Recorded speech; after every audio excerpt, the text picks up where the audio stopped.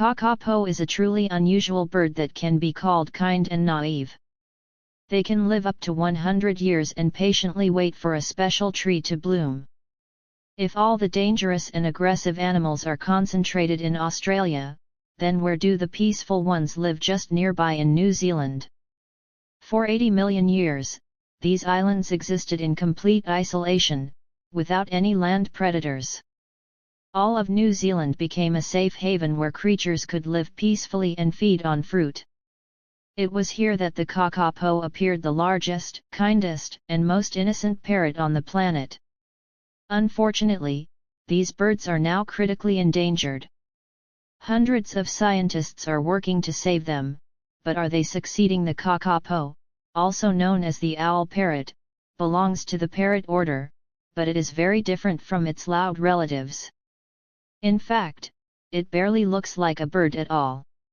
It has no keel, the breastbone to which flight muscles attach. That means kakapos cannot fly. Unlike ostriches, they also don't run fast, because for most of their history they had almost no natural enemies. Because of this sedentary lifestyle, kakapos have an unusually slow metabolism.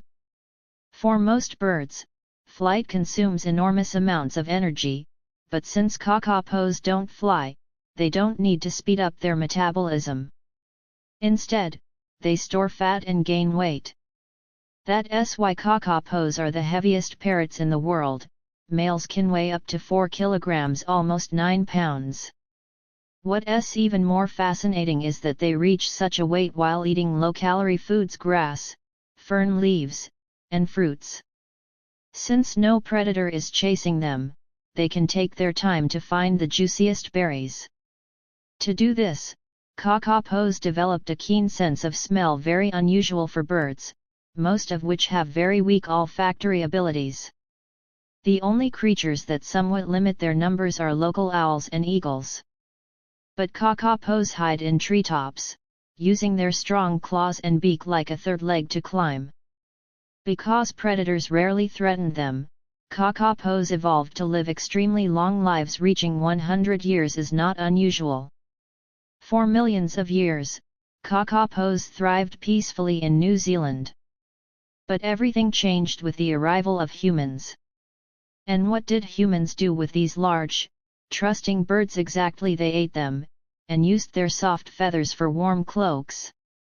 Kakapos tried hiding in trees, but the invasive predators humans brought with them, cats, ferrets, and rats, easily hunted them down. Kakapos also have a strong musky scent, which made them even easier to track in dense forests. Defenseless, their population plummeted from tens of thousands to just double digits.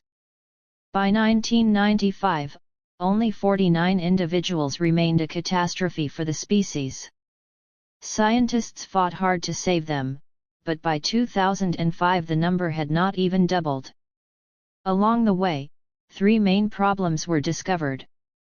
First, most resources had to be spent fighting invasive predators. Saving kakapos would be pointless without first removing foreign animals, an enormous challenge.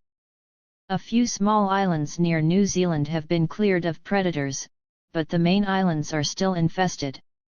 Second, raising chicks is extremely difficult. The regular kakapo diet is too poor in nutrients for chicks, so successful breeding only happens when the native rimua tree bears fruit.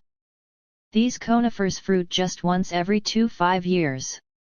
The biggest problem is that kakapos themselves don't understand how dire their situation is. Unlike many other parrots, they don't form pairs. Males gather in a group and perform booming mating calls, and the female chooses one. Normally that's fine, but when every individual's genetics are precious, this mating system makes things worse. Because of inbreeding, over half the eggs fail to hatch, embryos die from genetic defects. But there is hope. Ornithologists have developed artificial insemination techniques to carefully control breeding and avoid inbreeding. Thanks to this, embryo mortality has dropped significantly. Scientists also stepped in to help raise chicks. Since Kakapo fathers never take part in parenting, humans took on the role of devoted dads. Nest cameras monitor the chicks, and scientists feed them and their mothers whenever needed. Today, the Kakapo population is around 250 birds, and in 2026 a real baby boom is expected. The rimu trees are preparing to fruit, which means kakapos will soon bring new life into the world. Perhaps, after all, these kind, ancient parrots still have a future.